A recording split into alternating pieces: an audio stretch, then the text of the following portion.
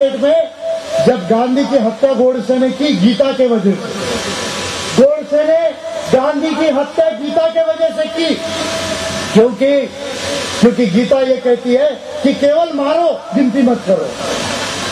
What is the philosophy of Gita?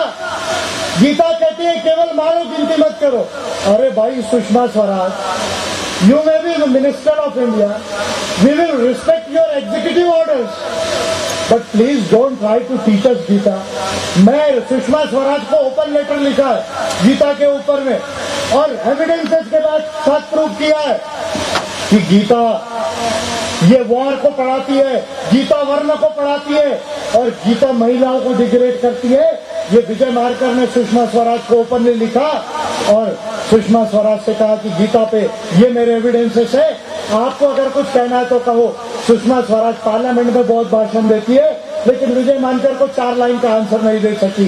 ये इनकी intellectual capacity है, ये इनकी इंटेलेक्चुअल कैपेसिटी है।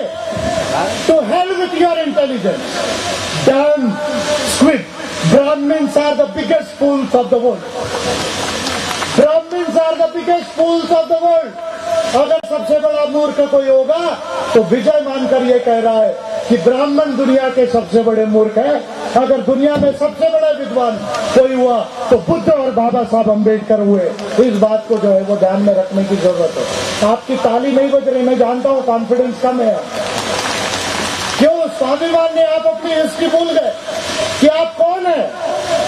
इस दुनिया को किसने विचारधारा दिया ये भूल गए। गोलवलकर मिले फरवरी 48 में, गांधी की हत्या हुई, गोडसे ने मारा, और महाराष्ट्र के मराठाओं ने ब्राह्मणों की पिटाई की। उस दिन जैसे तमिलनाडु में 2 एरियल और एंटीना को मार पड़ी, तमिलनाडु में क्यों पड़ी?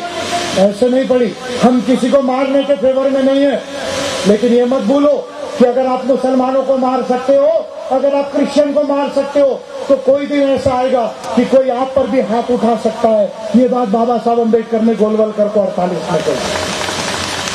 गोलवलकर को ये कहा बाबा साहब अम्बेडकर ने कि जो पेशवाई में आप लोगों ने जहर बोया, उसी पेशवाई के जहर का आप फल जो है वो काट रहे हो।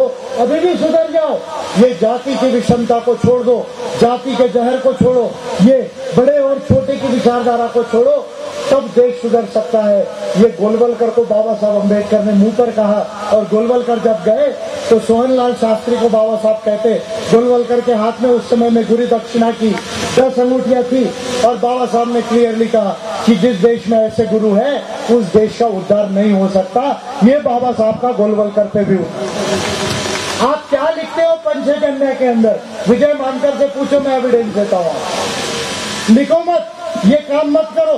आरएसएस के लोगों को बोल रहा हूं, वार्निंग दे रहा हूं मैं। और नहीं लिखोगे तो मैं तैयारी कर रहा हूं।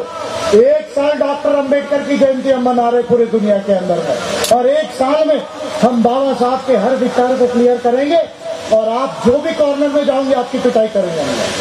वार्निंग देने आया हूं मैं, विजय मानकर को कमजोर मत समझो। बाकी ये रामदास आठवले और उदित राज और मायावती नहीं है, ये विजय मानकर है, ये बाबा साहब का बच्चा है, ये किसी से डरता नहीं, समझ रहे? तो इसलिए ये मत मानो कि देश के अंदर में अम्बेडकर लोग खत्म हो।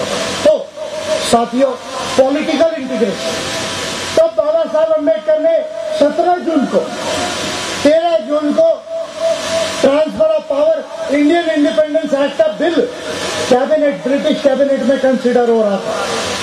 बाबा साहब अम्बेडकर ने 17 जून को स्टेटमेंट दिया। क्या